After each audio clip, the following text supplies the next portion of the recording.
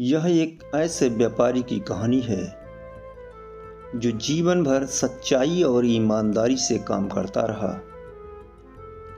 जब मृत्यु का समय निकट आया तो उसने अपने इकलौते पुत्र धर्मपाल को बुलाकर कहा कि बेटा, मेरे पास धन संपत्ति नहीं है जो मैं तुम्हें विरासत में दूं, किंतु मैंने जीवन भर सच्चाई और ईमानदारी से काम किया है। मैं तुम्हें आशीर्वाद देता हूं कि तुम जीवन में बहुत सुखी रहोगे और धूल को भी हाथ लगाओगे तो वो भी सोना बन जाएगी। बेटे ने सिर झुकाकर पिताजी के पैर छुए। पिता ने सिर पर हाथ रखकर आशीर्वाद दिया और अपने प्राण त्याग दिए।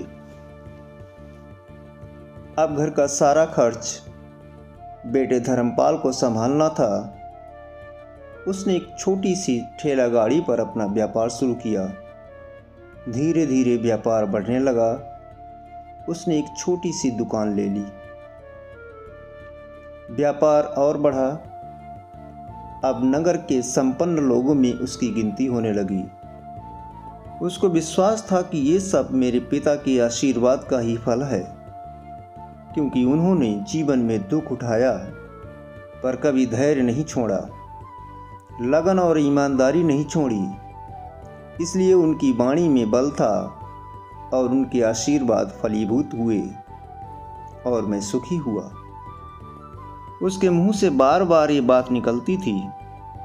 एक दिन एक मित्र ने पूछा, तुम्हारे पिता में इतना बल था तो वह स्वयं संपन्न क्यों नहीं हुए, सुखी क्यों नहीं हुए?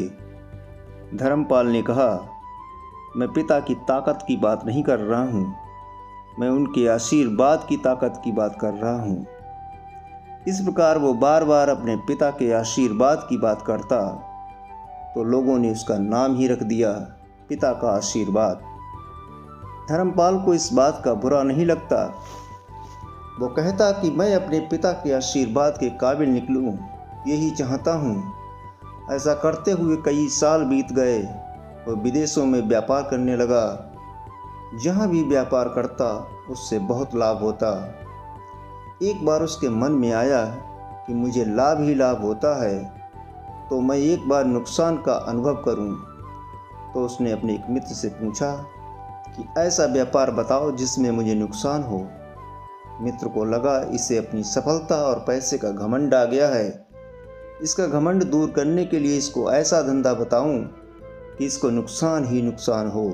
उसने उसको बताया कि तुम भारत में लौंग खरीदो और उसे अफ्रीका के जंजीबार में बेचो। धर्मपाल को ये बात ठीक लगी। जंजीबार तो लौंग का देश है। वहाँ से लौंग भारत में लाते हैं और यहाँ 10-12 गुना भाव पर बेचते हैं। भारत में खरीद करके जंजीबार में बेचें तो साफ नुकसान सामने दिख रहा है। परंतु धर्मपाल ने तय किया कि मैं भारत में लौंग खरीद कर जंजीबार खुद लेकर जाऊंगा। देखूं तो पिता का आशीर्वाद कितना साथ देता है। नुकसान का अनुभव लेने के लिए उसने भारत में लौंग खरीदे और जहाज में भरकर खुद उनके साथ जंजीबार द्वीप पहुंचा। जंजीबार में सुल्तान का राज था। धर्मपाल जहाज से उतरकर लंबे रेतीली रास्ते पर जा रहा था वहाँ के व्यापारियों से मिलने। उसे सामने से सुल्तान जैसा व्यक्ति पैदल सिपाहियों के साथ आता हुआ दिखाई दिया।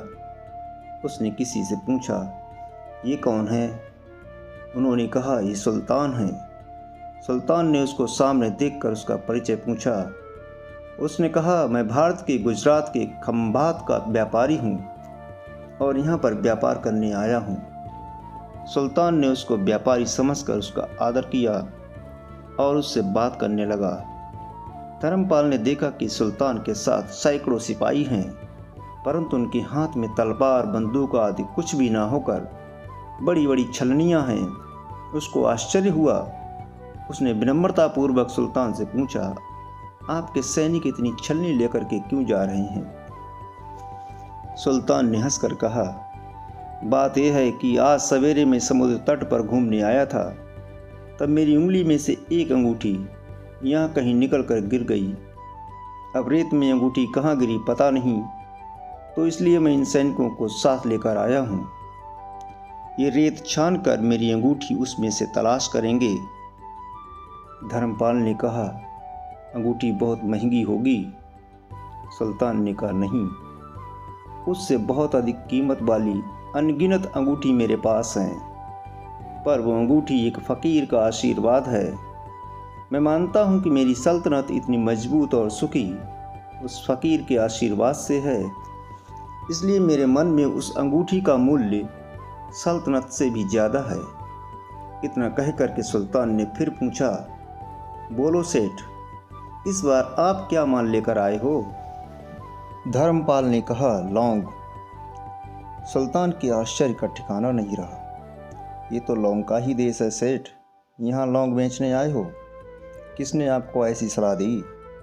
ज़रूर वो कोई आपका दुश्मन होगा। यहाँ तो 1 पैसे में मुट्ठी भर लौंग मिलते हैं। यहाँ लौंग को कौन खरीदेगा? और तुम क्या कमाओगे? धर्मपाल ने कहा, मुझे यही देखना है कि यहाँ भी मुनाफा होता है या नहीं। मेरे पिता के आशीर्वाद से आज तक मैंने जो धंधा किया उसमें मुनाफा ही मुनाफा हुआ, तो अब मैं ये देखना चाहता हूँ कि उनके आशीर्वाद यहाँ भी फलते हैं या नहीं। सुल्तान ने पूछा, पिता के आशीर्वाद? इसका क्या मतलब? धर्मपाल ने कहा, मेरे पिता सारे जीवन ईमानदारी और प्रामाणिकता से काम करते रहे, परंतु धन नहीं कमा सके। उन्होंने मरते समय मुझे भगवान का नाम लेकर मेरे सिर पर हाथ रखकर आशीर्वाद दिए थे कि तेरे हाथ में धूल भी सोना बन जाएगी। ऐसा बोलते बोलते धर्मपाल नीचे झुका और ज़मीन की रेत से एक मुट्ठी भरी और सम्राट सुल्तान के सामने मुट्ठी खोलकर उंगलियों के बीच में से रेत नीचे गिराई। धर्मपाल और सुल्तान दोनों के आश्चर्य का ठिकाना ना रहा। उसके हाथ में एक हीरे जड़ित अंगूठी थी। ये सुल्तान की वही गुमी हुई अंगूठी थी। अंगूठी देखकर सुल्तान बहुत प्रसन्न हो गया। बोला, वाह खुदा, आपकी करामात का पार नहीं। आप पिता के आशीर्वाद को सच्चा करते हो। धर्मपाल ने कहा, फ़कीर के आशीर्वाद को भी वही परमात्मा सच्चा करता है। सुल्तान और खुश हुआ, धर्मपाल को गले लगाया और कहा, मांग सेठ, आज तू जो मांगेगा मैं दूंगा। धर्मपाल ने कहा, आप 100 वर्ष तक जीवित रहो और प्रजा का अच्छी तरह से पालन करो। प्रजा सुखी रहे, इसके अलावा मुझे कुछ नहीं चाहिए। सुल्तान और अधिक प्रसन्न हो गया।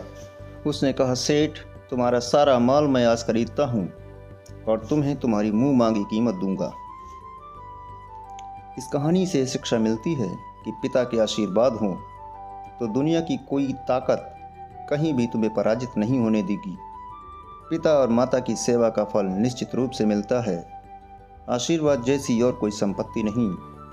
बालक के मन को जानने वाली माँ और भविष्य को संभालने वाले पिता, यही दुनिया के 2 महान ज्योतिषी हैं। अपने बुजुर्गों का सम्मान करें, यही भगवान की सबसे बड़ी सेवा है।